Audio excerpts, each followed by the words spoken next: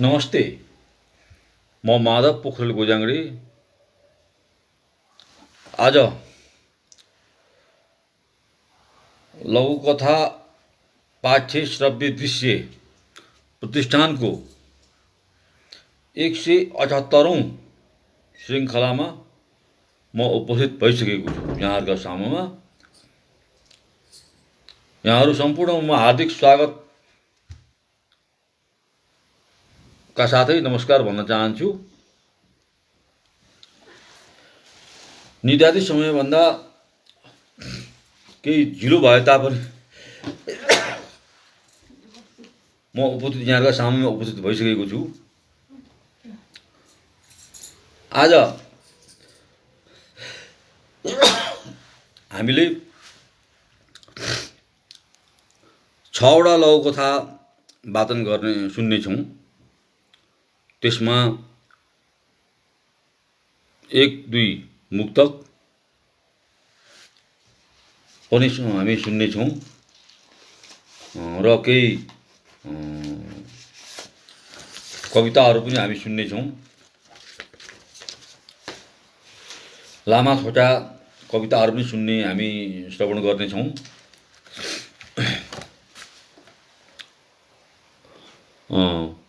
यहाँहरू सम्पूर्णमा म पुनः स्वागत गर्दै म आजको कार्यक्रमलाई अघि बढाउन चाहन्छु। र हाम्रो सामान्यमा अहिले कौशिला अधिकारीजी हुनुहुन्छ। उहाँ नमस्कार त सम्पूर्णमा भन्दै हुनुहुन्छ। उहाँलाई पनि नमस्कार, धेरै धेरै स्वागत छ हाम्रो यस लघुकथा पाठ्य श्रव्य दृश्य प्रतिष्ठानको कार्यक्रममा। आज म एउटा मुक्तकबाट चाहिँ कार्यक्रमको दैलो उगार्न गइरहेको छु। स्वीकार्नुहोस् यो पहिलो कार्यक्रमको पहिलो मुक्तकलाई। पुरानैको हालिमुहाली शब्द मात्र नयाँ। यो चाहिँ मैले नयाँ वर्षको सन्दर्भलाई लिएर लेखेको हुँ। पुरानैको हालिमुहाली शब्द मात्र नयाँ, सबै उस्तै अनुहारका अङ्क मात्र नयाँ। पुरानैको हालिमुहाली शब्द मात्र नयाँ, सबै उस्तै अनुहारका अङ्क मात्र नयाँ। हात्ती छाप चप्पलभन्दा फरक के छ अरू? हात्ती छाप चप्पलभन्दा फरक के छ अरू? वर्षौँदेखि पिल्सिएका हामी खोज्छौँ नयाँ, वर्षौँदेखि पिल्सिएका हामी खोज्छौँ नयाँ। आज यहाँहरूलाई मैले यही मुक्तकको एउटा अंशबाट चाहिँ कार्यक्रमको सुरुवातका साथै स्वागत गर्न गइरहेको छु। अब लघुकथा मसँग जम्मा 6वटा छन्। पहिलो लघुकथा चाहिँ म जुडशीतल शीर्षकको, यो चाहिँ तराईको सांस्कृतिक महत्त्वसँग सम्बन्धित लघुकथा पनि हो। जुडशीतल तराईमा चाहिँ वैशाख 1 गतेको भोलिपल्ट प्रायःसो तराईका धेरै जिल्लाहरूमा चाहिँ यो जुडशीतल पर्व मनाइन्छ। यो चाहिँ एउटा सांस्कृतिक महत्त्वको चाहिँ पर्व पनि हो। यस जुडशीतलमा चाहिँ आफूभन्दा ठुला मानिसले आफूभन्दा सानालाई चाहिँ हातमा पानी लिएर चाहिँ टाउकोमा पानी गरेर चाहिँ आशीर्वाद दिने चलन रहेको छ। र जुडशीतलमा हिलो खेल्ने पनि चलन रहेको छ तराईका जिल्लाहरूमा। म पनि एउटा तराईमा जनकपुरमा जन्मेको नाताले मैले पनि हिलो खेलेको छु यो जुडशीतलको अवसरमा साथीहरूसँग मिलेर। र आफूभन्दा ठुला मानिसहरूले चाहिँ टाउकोमा पानी छ्यापिदिएर चाहिँ आशीर्वाद दिने चलन पनि छ। यो वर्षभरि चाहिँ शीतलता छाओस्, शरीर निरोगी होस् भन्नका खातिर चाहिँ यो पानी छ्याप्ने र हिलो खेल्ने, हिलोले चाहिँ शरीरमा रहेका रोगहरू, व्याधहरू, छालामा चर्म रोगहरू नलागोस् भन्ने उद्देश्यका साथ त्यो हिलो खेल्ने चलन पनि रहेको छ। र आज चाहिँ म अब पहिलो लघुकथा जुडशीतल नन्दलाल आचार्यको रहेको छ भने दोस्रो लघुकथा मुर्गा शीर्षकको चाहिँ छ। यो चाहिँ मनिष कुमार शर्माले लेख्नु भएको हो। यसै गरी मसँग तेस्रो लघुकथा चाहिँ भुँडी छ। यो चाहिँ भरतकुमार भट्टराईले लेख्नुभएको हो। यसै गरी अर्को लघुकथा छ निर्णय। यो लघुकथा चाहिँ लक्ष्मीप्रसाद पौडेलले लेख्नुभएको हो। त्यस्तै अर्को लघुकथा रहेको छ कुर्सी। यो लघुकथा अङ्कु चन्दले लेख्नुभएको हो। भने अर्को लघुकथा मसँग रहेको छ आलुको महिमा। यो लघुकथा चाहिँ तारा केसीले लेख्नुभएको हो। म चाहिँ अब क्रमशः यहाँहरूलाई चाहिँ लघुकथा वादनतिर लैजाँदैछु र आजको पहिलो लघुकथा जुडशीतल आजको दिनसँग सान्दर्भिक लघुकथा हो यो जुडशीतल। र अहिले हामीलाई चाहिँ यहाँ लक्ष्मी रिजालजीले पनि हेर्दै नमस्कार त सबैलाई भन्दै हुनुहुन्छ। लक्ष्मी रिजालजी, उहाँलाई पनि धेरै धेरै नमस्कार, स्वागत छ हाम्रो कार्यक्रममा। हाम्रो यस कार्यक्रमका एडमिन पनि हुनुहुन्छ उहाँ। र अब मैले चाहिँ लघुकथा जुडशीतल वाचन गर्न गइरहेको छु। यसका लेखक हुनुहुन्छ नन्दलाल आचार्य। लघुकथा यसरी सुरु हुन्छ। मिष्टान्न परिकारहरूसहित यति धेरै प्रकारका भात, दाल, तरकारी, करही, बरी, तरुवा, भुजुवा किन बनाएको मामु? प्रतिमा सिंहले आमासँग प्रश्न गरिन्। आमा मुस्कुराइन् मात्रै। एका बिहानै बुवा, आमा, गुरु, मानजन एवं आफूभन्दा जेठा व्यक्तिले हामी सानाको टाउकोमा पानी छर्किँदै किन आशीर्वाद दिएको मामु? उत्तर नपाए पनि यसपटक प्रतिमाको प्रश्नको आँधी रोकिएन। त्यति बेलै छिमेकी अङ्कल आएर प्रतिमाको टाउकोमा जलसहितको हत्केला राख्दै भने, सुख समृद्धि, शान्ति, दीर्घायु एवं उत्तरोत्तर प्रगति होस् प्रतिमाको। प्रतिमाले मनको गाँठो फुकाउँदै भनिन्, धन्यवाद अङ्कल। सधैँ शीतल जल छर्कने हो कि आज मात्रै हो? अङ्कलको बाङ्गो उत्तर सुनियो। जन्मने मधेसमा, हुर्कने पहाडमा, पढ्ने अङ्ग्रेजी, रहने पाश्चात्य संस्कृतिमा, अनि कसरी सिक्छौ त आफ्नो मौलिक र प्राकृतिक संस्कृति? प्रतिमा मैथिली संस्कारबाट बाहिर गएकीमा उनको रोष सुनियो। धेरै बुझ्न जीवनको पहिलो विशिक्षक आमाको सेवा गर्नुपर्छ भन्दै अङ्कल रुख बिरुवामा पानी हाल्न थाले। उत्तरको भोकले प्रतिमा रन्थनी रहिन्। केही बेरमै आमा आइन् र छोरीको मनको निराशाको बादल हटाउँदै भनिन्, आज वैशाख 2 गते जुडशीतल पर्व हो। कथा यसरी समापन भएको छ। यस कथामा मैथिली समाजको सांस्कृतिक महत्त्वका बारेमा छोटो र संक्षेप रूपमा चाहिँ चर्चा भएको छ। मैथिली संस्कारमा चाडपर्वका बेलामा बनाउने परिकारहरूका बारेमा चर्चा गरिएको छ। यहाँ दाल भात तरकारी त दैनिक हामी खाने कुरा हो, तर पनि विशेष चाडपर्वका बेलामा चाहिँ हाम्रो मधेसमा चाहिँ तराईमा विभिन्न किसिमका परिकारहरू बनाउने गरिन्छ। करही, बरी, तरुवा, भुजुवा, हैन, आलुको, भान्टाको, अनि त्यसपछि गएर त्यहाँ फर्सीकै तरुवा पनि बनाउँछन् तराईका जिल्लाहरूमा। अनि विविध किसिमका चाहिँ आलुका धेरै थरीका परिकारहरू हुन्छन्। भुजिया मात्रै होइन, तरुवा मात्रै होइन, तरकारी मात्रै पनि होइन, आलुका धेरै किसिमका करिब करिब 10 किसिमका जति नै परिकारहरू हुन्छन्। र आलुको खिर मैले पनि खाएको छु। यो चाहिँ मैले काग, तराईमा हामी काग तिहार भन्छौँ, भनौँ न, नेपालको सांस्कृतिक पर्वको रूपमा तिहारको बेलामा चाहिँ काग तिहार हुन्छ। र काग तिहारको दिन चाहिँ काठमाडौँको त्यो चिडियाखानासँगै रहेको उत्तर दक्षिणतिरको त्यो चाहिँ हाम्रो हाँस्यव्यङ्ग्य लेखक रामकुमार पाँडेको घर छ। त्यो काग तिहारको दिन रामकुमार पाँडेको घरमा चाहिँ आलुका परिकार मात्रै हुन्छ। त्यो दिन आलु पार्टी मनाइन्छ त्यहाँ। आलु पार्टी भनेको चाहिँ एउटा व्यङ्ग्यात्मक एउटा कार्यक्रम हो। त्यसमा चाहिँ सबै हाँस्यव्यङ्ग्य कलाकारहरू, हाँस्यव्यङ्ग्य लेखकहरू, रङ्गमञ्चका हाँस्यव्यङ्ग्य कलाकारहरू सबै जम्मा भएर चाहिँ त्यो दिन आलु पार्टी मनाउने गरिन्छ। र म पनि 2 दिनपछि त्यहाँ चाहिँ सहभागी भएको थियो। यो आलुको चाहिँ परिकारका बारेमा सन्दर्भमा यो कुरो आयो। र यो जुडशीतलमा चाहिँ मैले पहिले पनि भनेकै थिएँ, आफूभन्दा जेठा व्यक्तिले आफूभन्दा सानालाई टाउकोमा पानी छर्किदिने, हालिदिने, पानी छर्किएर चाहिँ आशीर्वाद दिने चलन छ। त्यो वर्षभरि उसलाई शीतलता होस् उसको जीवनमा, र शान्ति, सुख शान्ति समृद्धि होस् भन्ने उद्देश्यले चाहिँ त्यो चाहिँ आशीर्वाद दिइनेछ। अब यसमा चाहिँ यहाँ चाहिँ सांस्कृतिक महत्त्वको बारेमा चाहिँ यहाँ के छ भनेदेखि मधेसको संस्कृति फरक किसिमको छ होइन।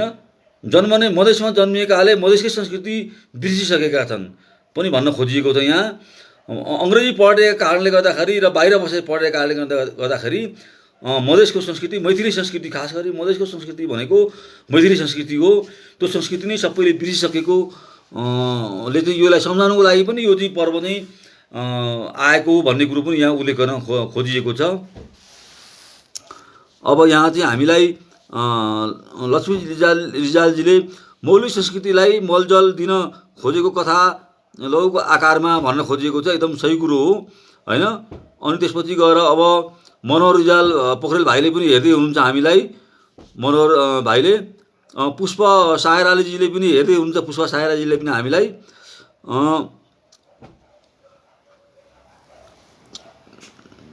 मनोहरजीले सिरुवा पावन के हार्दिक मङ्गलमय शुभकामना भनिरहनु भएको छ। मनोहरजी के हाम्रो तरफ से सिरुवा पावन के हार्दिक मङ्गलमय शुभकामना व्यक्त करे छियै हम मनोहर भाइ।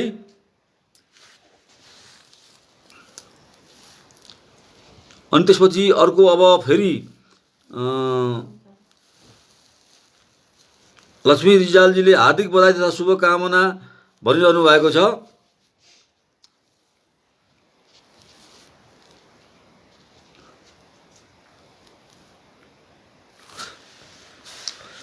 ल सबैलाई यहाँ उपस्थित हुनुहुने र कमेन्ट गर्नुहुने सम्पूर्णमा पुनः नयाँ वर्ष तथा यो सिरुवा पर्व जुडशीतलको चाहिँ हार्दिक मङ्गलमय शुभकामना दिन चाहन्छु म।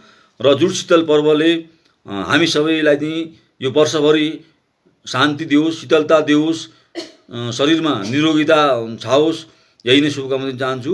र तोयनाथ सुवेदी सरले पनि हामीमा सबैमा नमन भन्दै हुन्छ, उहाँलाई पनि पुनः नमन गर्न चाहन्छु म।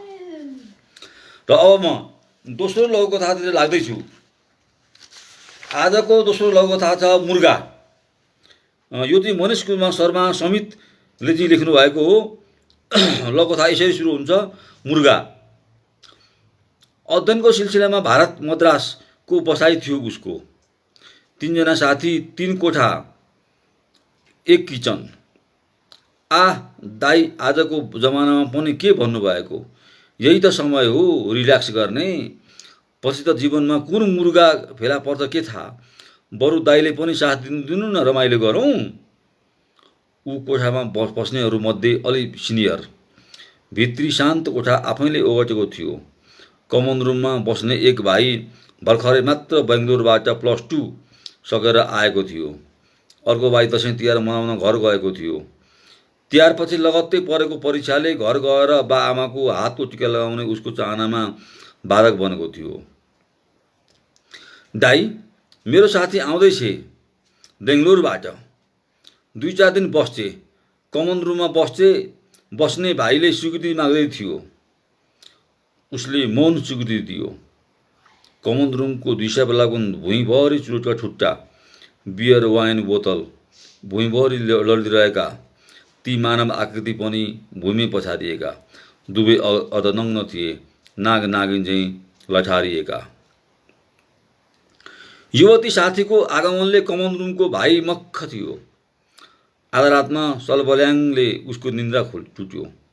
कमन रुममा दुवै मस्त थिए। गाँजा बियरको मिश्रित गन्धले उसलाई रिँगटा लागे जस्तो भएको थियो। फोटो हेऱ्यो, झस्कियो। उही केटी। अर्धनग्न आकृति उसको मानसपटलमा नाच्न थाल्यो। केटीले रिजेक्ट गरिरे। सुन्ने बित्तिकै उसको आमाको पारो तातेको थियो। के हो भाइ, तिम्रो मोज मस्ती अझै सकिएको छैन? अनि तिमी लेडिज भएर अलि विचार गर्नुपर्छ नि। यसरी खुलेआम मोज मस्ती गर्दै हिँड्नु राम्रो होइन है। अहिलेको यही रमाइलोपनले पछि जीवनमा असर पर्ला। उसको कुरा काट्दै बिचैमा जवाफ दिए, दाइ, आजको जमानामा पनि के भन्नुभएको हो? यही त समय हो रिल्याक्स गर्ने, पछि त जीवनमा कुन मुर्गा फेला पर्छ के थाहा। बरु दाइले पनि साथ दिनु न, रमाइलो गरौँ। ऊ नाजवाफ भयो। सरासर कोठामा गएर सुत्ने प्रयत्न गर्यो। बिहान उठ्यो। कमन रुमको दृश्यबेलाकुन भुइँभरि चुरुटका ठुट्टा, बियर वाइन बोतल भुइँभरि लडिरहेका, ती मानव आकृति पनि भूमि पछारिएका, दुवै अधरङ्ग थिए, नाग नागिन झैँ लछारिएका थिए। उसको दिमाग झन्झनायो, फरक्क फर्कियो आफ्नै कोठामा। 5 वर्ष अध्ययनपछि घर फर्कियो। परिवारजन घरमा उसको बिहे गरिदिन हतारमा थिए। आमाले केटीको फोटो हातमा राख्दै भनिन्, मैले तेरो लागि खोजेको केटी यही हो। इन्डियाबाट भर्खरै इन्जिनियरिङ सकेर आएकी छे। जोडी मिल्छ तिमीहरूको। तेरो पनि फोटो पठाइदिएको छु।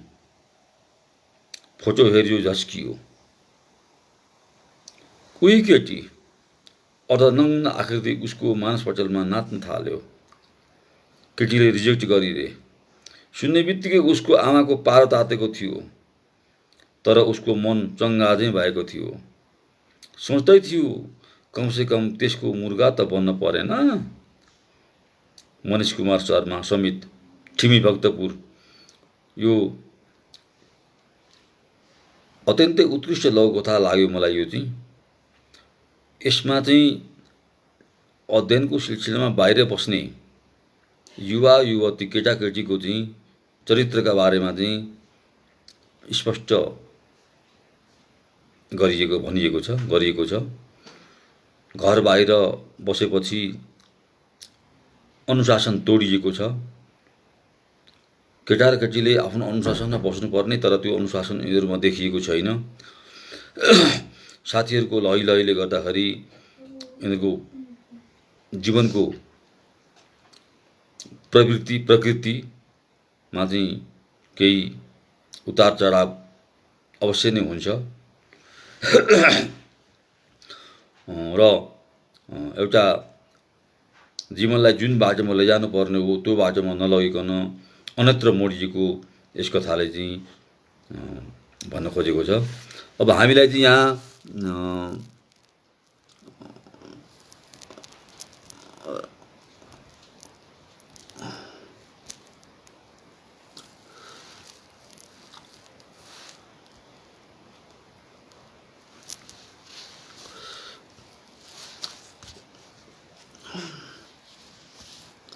हेम पोखरेलजी पनि हेर्दै हुनुहुन्छ, उहाँलाई पनि स्वागत गर्न चाहन्छु म। हेम पोखरेलजीलाई पनि यहाँ मेरो चाहिँ ऊ नै आइरहेको छैन।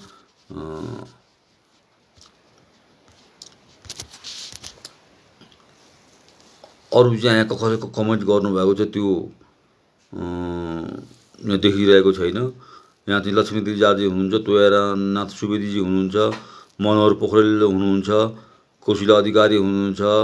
अनि त्यसपछि गएर हेम पोखरेल पनि अघि देखिरहेको थियो, अहिले फेरि यहाँ देखिरहेको छैन मैले हेम पोखरेलजीलाई।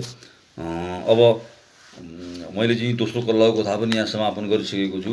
अब म चाहिँ एउटा कविता चाहिँ म वाचन गर्न गइरहेको छु। शब्दचित्रमा हामी भन्ने संयुक्त कविता सङ्ग्रहको चाहिँ उसबाट कविता सङ्ग्रहबाट चाहिँ एउटा चाहिँ मैले कविता वाचन गर्न लागिरहेको छु। यहाँ चाहिँ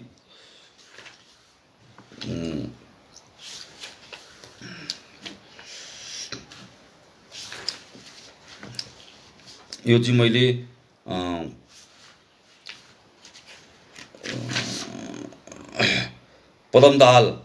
पदमप्रसाद दाहालको चाहिँ यो एउटा छोटो कविता चाहिँ म वाचन गर्न गइरहेको छु। यसको शीर्षक छ शब्दचित्रमा म। पदम दाहालजी शब्दचित्रमा कस्तो हुनुहुन्छ त त्यो चाहिँ म यहाँ वाचन गर्न गइरहेको छु। कमाए धेरैले धन जमिन द्रव्यार्जन दरो, जमाए धेरैले लुभुमन त्रयमै बास कतिलो। उजेलो पेशायो सुयस यसवा पौरख दियो, सलेदो भई बल्दो भर जन्म विद्यालय भयो। न भ्रष्टाचारी भई सफल फल हातै हुन गयो, न कालो धन्दाले सबल बल उम्दा हुन गयो।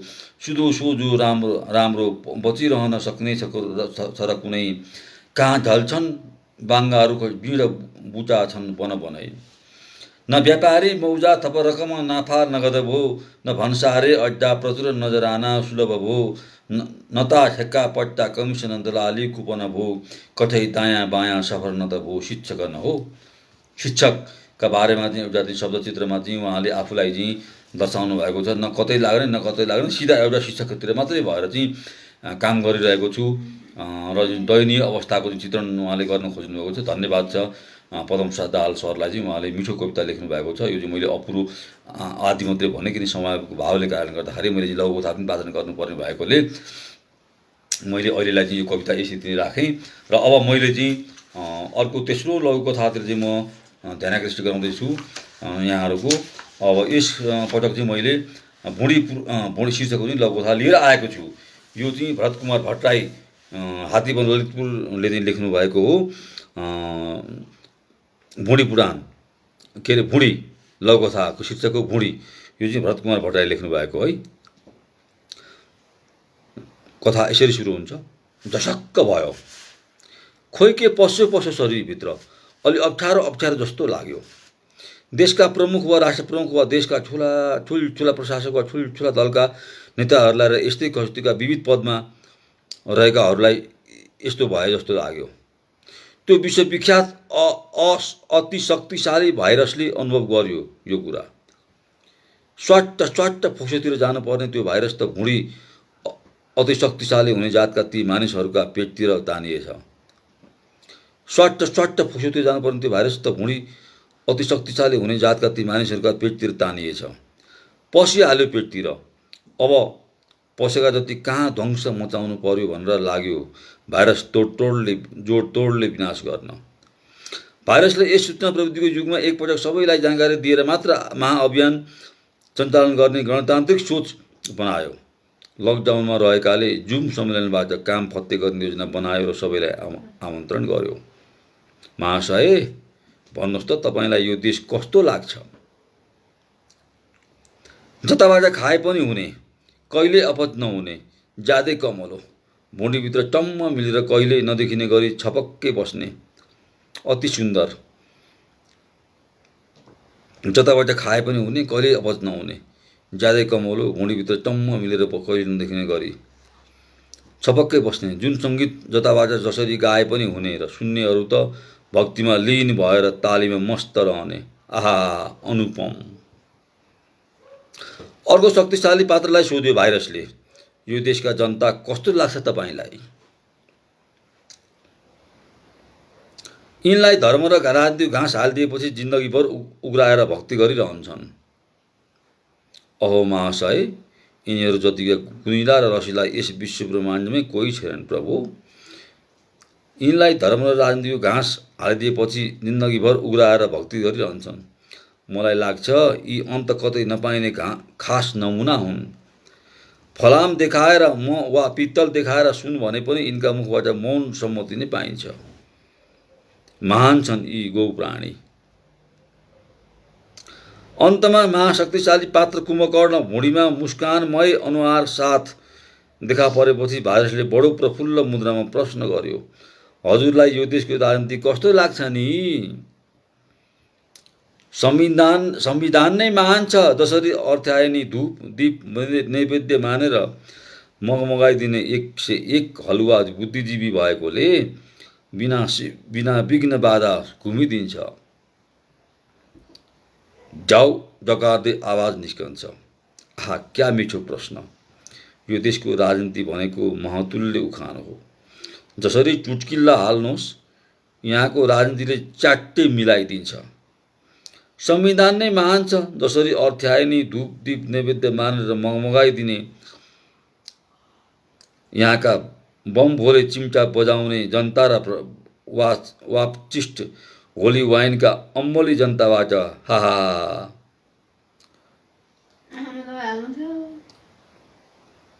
भाइरस महोदय गजबले हाँस्दा हाँस्दै ठुला सुनका डल्लाहरू महाशक्तिशाली महानुभावका भुँडीभित्र अपलोड भएपछि बिजरा भाइरस परमधाम। नाथे भाइरस चिनेको छस् हाम्रो भुँडीलाई? महाशक्तिशालीहरू मुसुसुसु यसरी कथा समापन भएको छ। यो चाहिँ कोरोनाका कारण मानवमा देखिएको एउटा चाहिँ उतार चढावका बारेमा चाहिँ यस कथामा चाहिँ भोरी शीर्षकको यस कथामा चाहिँ वर्णन गरिएको छ। यो लघुकथा चाहिँ भरतकुमार भट्टराईले हात्तीबन्ध ललितपुरबाट चाहिँ लेख्नु भएको हो। नेपालमा चाहिँ भ्रष्टाचारको बढी छ।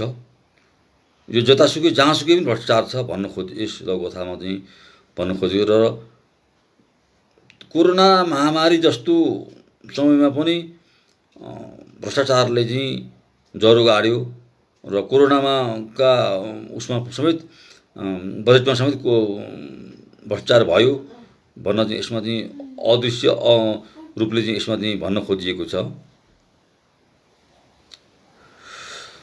अब यहाँ चाहिँ मनोहर पोखरेल भाइले चाहिँ थाहा नपाएर पनि मुर्गा भएका होलान् है भन्न खोज्नु भएको छ। छोटो टिप्पणी दिनुभएको छ। अब यहाँ चाहिँ अब भोलि शनिबारको लागि कृष्णदेव सिन्हा सरलाई सम्झाउन सहयोग गरौँ है माधव सर भनेर भन्नुभएको छ। र कृष्णदेव सिन्हा सर यहाँ हेरिरहनु भएको छ भनेदेखि भोलि चाहिँ तपाईँले आफ्नो तयारी गर्नु होला। भोलि चाहिँ तपाईँको पालो रहेछ लघुकथा वाचन गर्ने। एकदम ठिक समयमा चाहिँ आएर चाहिँ आफ्नो रचना आफूलाई प्राप्त भएका लघुकथाहरू चाहिँ आफूले लघुकथाहरू खोजेर भए पनि चाहिँ वाचन गर्नु पर्यो। र अनुग्रह राणा मगरले चाहिँ यहाँ नमस्कार सम्पूर्णमा भन्दै हुन्छ। नमस्कार अनुग्रहजी, धेरै धेरै स्वागत छ यहाँलाई। र मनोहर पोखरेलले भ्रष्टाचार संस्थागत छ भन्न खोजिनु भएको छ। यस भुँडी लघुकथा का बारेमा चाहिँ उहाँले संक्षिप्त टिप्पणी गर्नुभएको हो। धन्यवाद छ भाइ। अब म चाहिँ अर्को लघुकथा म वाचन गर्न गइरहेको छु, निर्णय। यो लघुकथा चाहिँ हामीलाई लक्ष्मीप्रसाद पौडेलले चाहिँ लेख्नु भएको हो। यो चाहिँ मैले अब फेसबुकहरूबाट चाहिँ मैले यो लिएको हुँ, अनलाइन न्युज पत्रिकाबाट।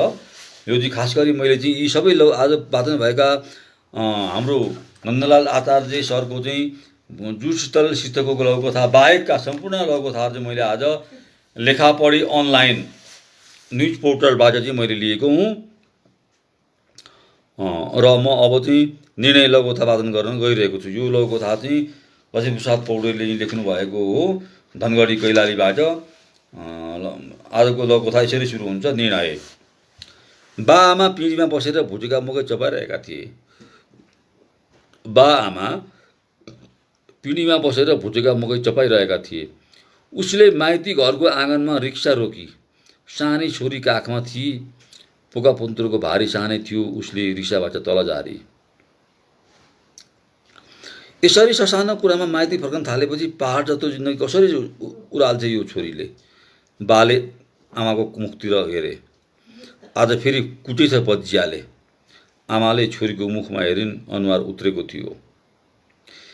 यसरी ससानो कुरामा माइती फर्कन थालेपछि पहाड जत्रो जिन्दगी कसरी उराल्छ यो छोरीले। बाले आमाको मुखतिर हेरेर प्रश्न गरे। ऊ बेला आइमाई जाबो जति ल्याए नि हुने। हिउँदेमा एउटी बर्खेमा अर्की। अहिलेको जस्तो बहुविवाह कानुन लाग्थेन। मर्दका 7 बजी भन्थे। उहिले हाम्रा पालामा सासु आमाजुहरूले दुःख दिन्थे। लोग्ने मान्छे कहिले कसो घरमा पुग्थे। नत्र कामको सिलसिलामा बाहिरको बाहिरै हुन्थे। लोग्ने स्वास्नी बाजाबाज गर्न पनि महिनो कुर्नु पर्थ्यो। अहिले त काम छैन, काज छैन, रक्सी धोक्यो, स्वास्नी कुट्यो। आमाले बातिर फर्केर विगत कोट्याइन्। आइमाईको पीर तिमीलाई के थाहा। भो कुरा नगर। बचुल्न जानेकाले थन्क्याउन नि जानेका थिएन। ऊ बा आमाका वार्तालाप सुनिरहेकी थिए। यो प्रतिशतात्मक दम्भ सर्दा सर्दै आजसम्म पुगेको हो। वंश चलाउने आडमा महिला माथिको अत्याचार। उसले बाको अनुहारमा सबै लोग्ने मान्छे उस्तै देखी। आमा भन्दै ऊ अघि सरी। फेरि अन्कनाई। अगाडि बोल्न सकिन। के आइलाग्यो फेरि। घर गएको 3 महिना भएको छैन। यति भन्दै बा उठेर बारीतिर लागे। उनले छोरा चाहियो भन्छन्, पेटमा फेरि बच्चा आयो। 3 बजी छोरी छन्, 4 बजी फालिसकेँ, अब त मै मर्छु होला। उसले कुरा खोली। तेरो इच्छा जे गर्छेस्। लोग्नेले भनेको नि मान्नै पर्यो। म अर्काको वंश कसरी नचलोस् भनौँ। आमाले पुत्रो मोह जनाइन्। उसका पाइला जसरी आएका थिए उसै गरी फर्किए। सरासर अस्पताल गई। गर्भको जाँच नगराई भ्रूण झिकेर फाली। उसले डाक्टरसँग भने, डाक्टर साहब, मेरो स्थायी अपरेसन गरिदिनुहोस्। मेरो शरीर मेसिन होइन, मान्छे भएर बाँच्न चाहन्छ। कथा यसरी समापन भएको छ। वास्तवमा हाम्रो समाज पितृसत्तात्मक हो। छोरा नै खोज्छ। 3-3वटा छोरी भइसके, उसको शरीर थिलथिलो भइसक्यो छोरी पाउँदा पाउँदा, तर पनि उसका घर परिवारले, उसका श्रीमानले छोरै खोजिरहेको छ। वास्तवमा महिलाको शरीर सन्तान जन्माउने कारखाना जस्तो हो, मेसिन जस्तो हो भन्न खोजिएको यो कथा अत्यन्तै मार्मिक छ अहिलेको सन्दर्भमा। धन्यवाद लक्ष्मीप्रसाद पौडेल सरलाई। उहाँले अत्यन्तै मिठो कथा चाहिँ लेख्नु भएको छ। अब म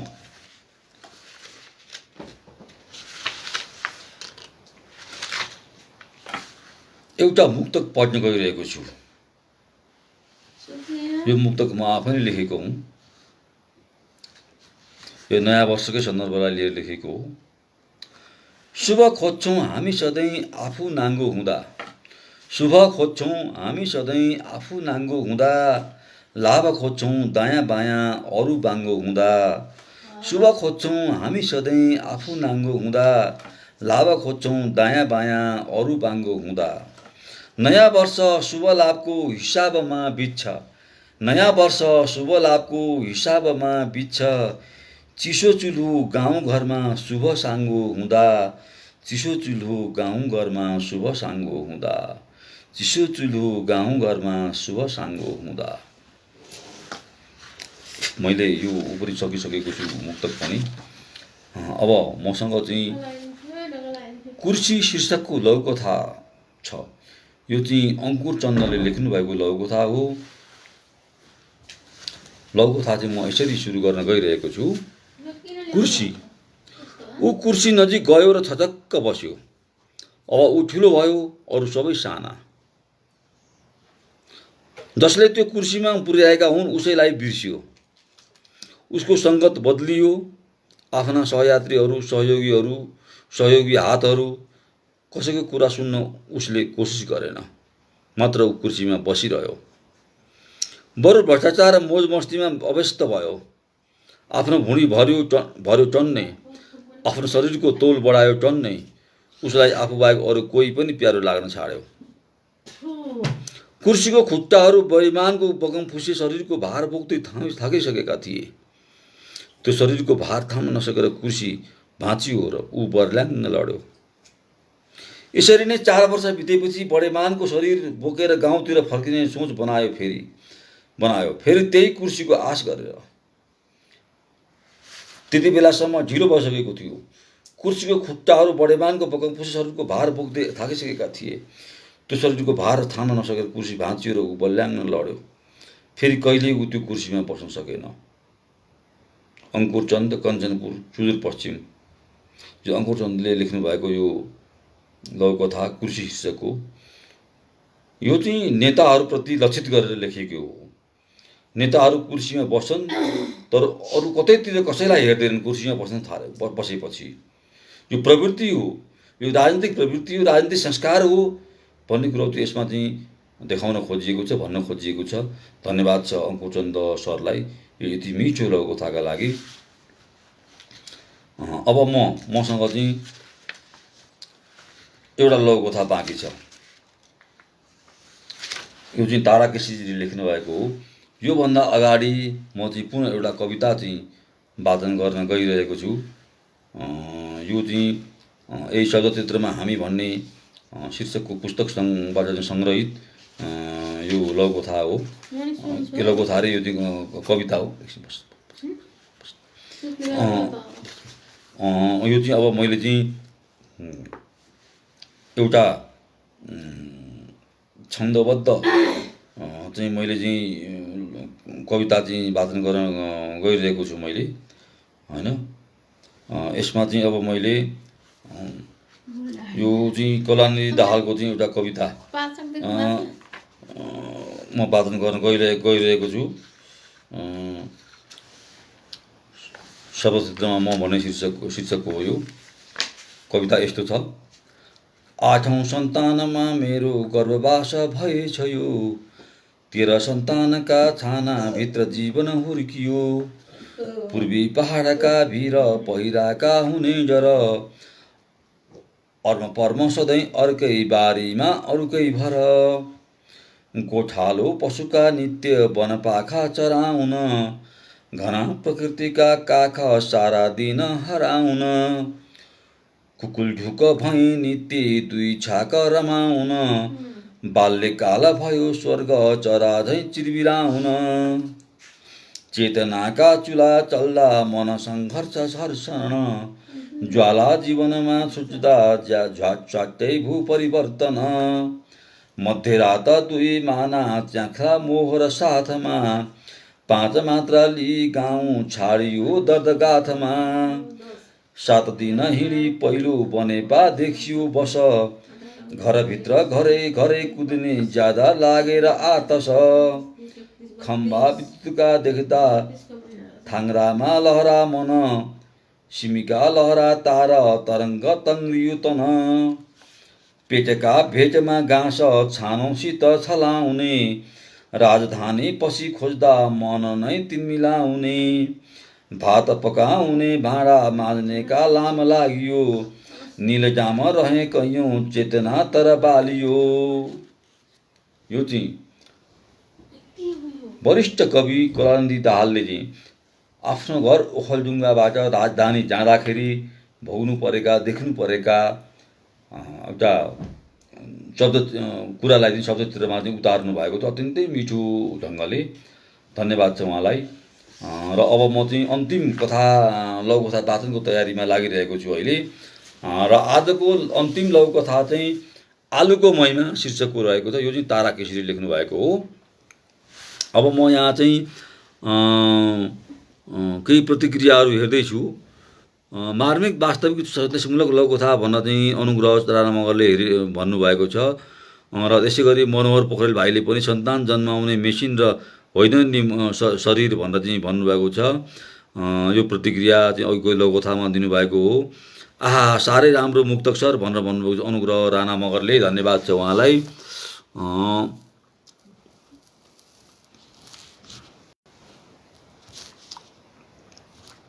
र अब म चाहिँ आजको अन्तिम लघुकथातिर लाग्दैछु।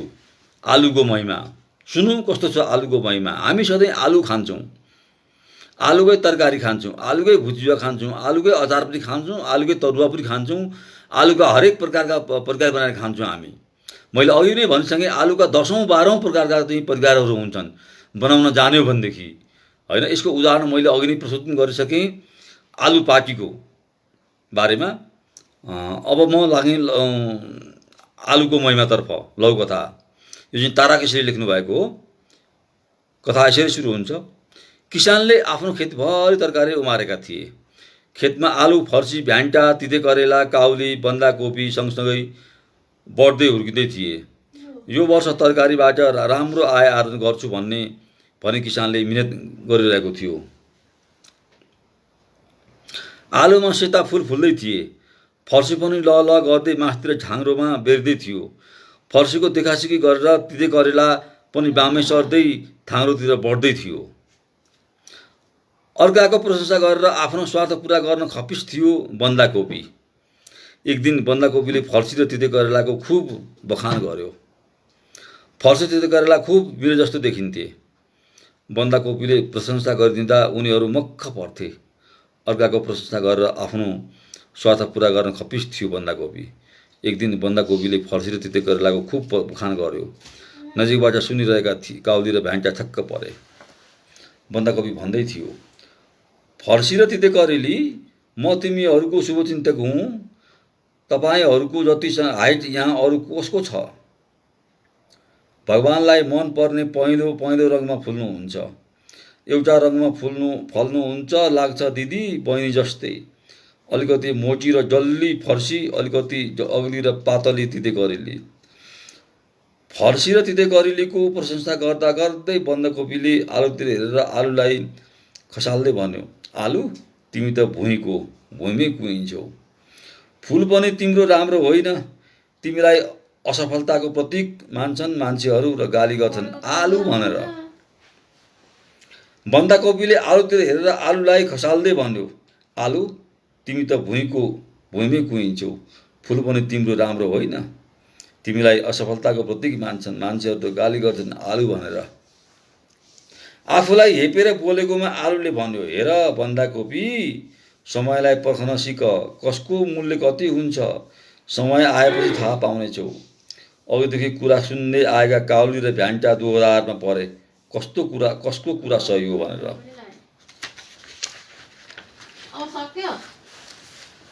आलु सबैभन्दा बिक्री भयो।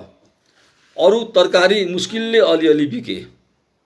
एक दिन किसानले सबै तरकारीहरू बिक्री गर्न बजारमा लगे। आलु सबैभन्दा बढी बिक्री भयो। अरू तरकारी मुस्किलले अलिअलि बिके। किसानले ग्राहकलाई नबिकेको फर्सी कम मूल्यमै भए पनि किनिदिने आग्रह गरे, तर फर्सी भित्री कुहिसकेकोले बिक्री हुन सकेन। आलुको माग झन्झन बढ्न थाल्यो। लामो समयसम्म राख्न सकिने, सबै तरकारीमा मिसाउन मिल्ने, खाजाको रूपमा विभिन्न प्रकार बनाएर खान मिल्ने, बच्चादेखि बुढासम्मलाई मन पर्ने। खाल्टोमा कुहिँदै गरेको बन्दाकोपीलाई हेर्दै आलुले भन्यो, देखियौ त बन्दाकोपी, समयको खेल। किसानले यो वर्ष आलु बेचेर राम्रो कमाइ गरे। बिक्री नभएका कुहिएका फर्सी काउली बन्दाकोपी लगेर खाल्टोमा हालिदिए। खाल्टोमा कुहिँदै गरेको बन्दाकोपीलाई हेर्दै आलुले भन्यो, देखियौ त बन्दाकोपी, समयको खेल। आज तिमी कुहिँदैछौ, त्यसैले कसैलाई उचाल्ने पछार्ने काम गर्नु हुँदैन। ताराकेशी काभ्रे पनौती। यो अत्यन्तै मिठो तरकारीको बारेमा लेखिएको यो लघुकथा अत्यन्तै मिठो। आलु तरकारीहरूमा सर्वश्रेष्ठ छ, सबैमा मिल्छ। सबैभन्दा बढी मानिसले रुचाउने पनि र खाइने पनि, बालकदेखि वृद्धसम्म सबैले मन पराउने आलु नै हो भन्न खोजिएको छ। र यो चाहिँ सबैमा मिल्ने पनि हो र मिठो पनि हो। यसका धेरै किसिमका प्रकारहरू पनि बनाउन सकिन्छ भन्न खोजेको छ। यो अत्यन्तै मिठो लघुकथा लेख्नु भएको छ ताराकेशीजीले। धन्यवाद छ उहाँलाई चाहिँ। अब यहाँ चाहिँ म प्रतिक्रियाहरू केही हेर्दैछु। मैले अरू यहाँ प्रतिक्रियाहरू नै केही देखिरहेको छैन। अघि जति म प्रतिक्रियाहरू पढेँ मैले त्यति नै छ। यहाँ त्योभन्दा बाहेक अरू केही पनि देखिरहेको छैन। र आजको यो आलुको महिमा शीर्षकको लघुकथासँगै आजको लघुकथा वाचन कार्यक्रम पनि मैले समापन गरेको छु। यहाँहरूलाई आजको वाचन कस्तो लाग्यो कृपया आफ्ना प्रतिक्रियाहरू दिनु अनुरोध गर्दछु। साथै लघुकथा वाचनमा कुनै त्रुटि कमी कमजोरी भएका खण्डमा म यहाँहरूसँग क्षमा माग्दै आजको कार्यक्रमलाई चाहिँ म यहीँ समापन भएको घोषणा गर्दछु। हवस्, धन्यवाद, नमस्कार, शुभरात्रि सम्पूर्णमा।